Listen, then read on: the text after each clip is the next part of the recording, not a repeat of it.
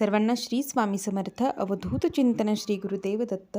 तर आज आपण पाहणार आहोत की दररोज किंवा तुम्ही शनिवारी आवर्जून आपल्या घरात असा धूर किंवा आवर्जून असा छोटासा होम आपल्या घरात करू शकता.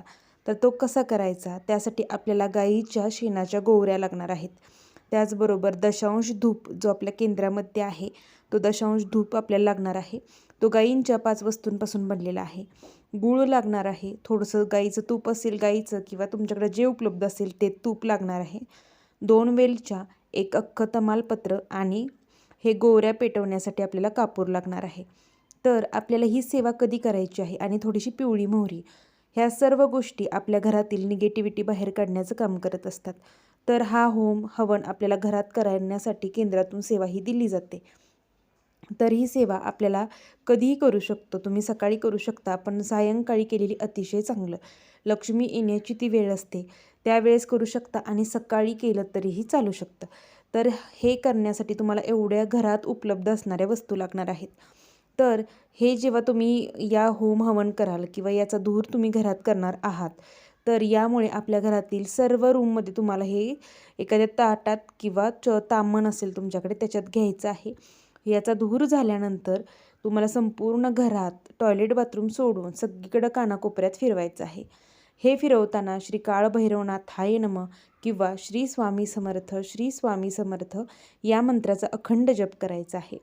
त्यानंतर तुम्ही सगळीकडे फिरवून ते अजून चालू राहिलं तरी तसंच ठेवून द्या.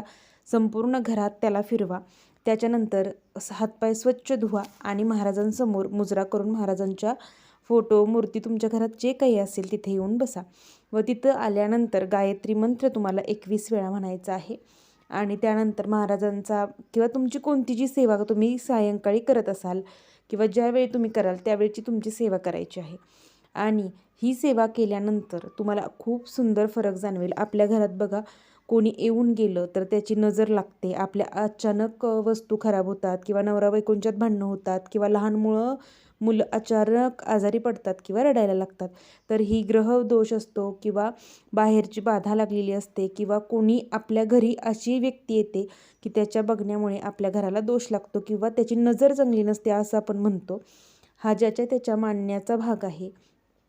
तर असं तुम्हाला कोणतंही वाटत असेल तर आपल्या घरात सुख शांती नांदावी, आपल्या घरात सदैव हसत खेळत घर राहावं, कुणी आजारी पडू नये, यासाठी सर्वांनी ही छोटीशी सेवा आहे सर्व महिलांनी करावी असं मी सांगते.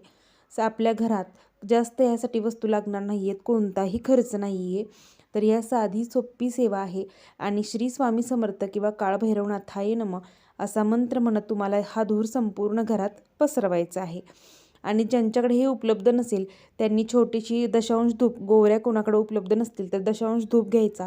एखाद्या छोट्या वाटीत तुम्ही करू शकता. दशांश धूपच असतो त्याचा थोडासा चुरा करायचा, त्याच्यावरती थोडंसं तूप घालायचं, कापूर घालायचा, पिवळी मोहरी घालायची, 2 लवंगा घालायच्या आणि अख्खं तमालपत्र घालायचं. ज्यांच्याकडे गोवऱ्या नसतील त्यांनी अशी ही सेवा केली तरी चालेल. या धुराचा खूप सुंदर फरक पडतो. त्याचबरोबर कर्पूर होमचाही खूप छान अनुभव येतो. त्याबद्दलही मी पाठीमागे व्हिडिओ अपलोड केलेला आहे. आणि गुरुवारी अमावस्या आहे आणि त्या दिवशी लक्ष्मीप्राप्तीच्या कोणत्या सेवा करायच्या आहेत याबद्दल मी माहिती घेऊन येणार आहे. श्री स्वामी समर्थ.